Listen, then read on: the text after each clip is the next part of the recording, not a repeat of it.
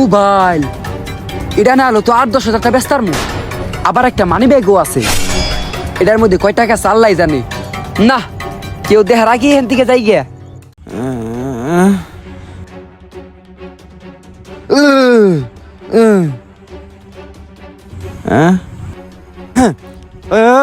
ওই বেটা তো আমরা কোথায় আইছি এটা তো মনে শিবচর না মনে রে এ বেটা আমরা দি বরিশাল আয়া পড়ছি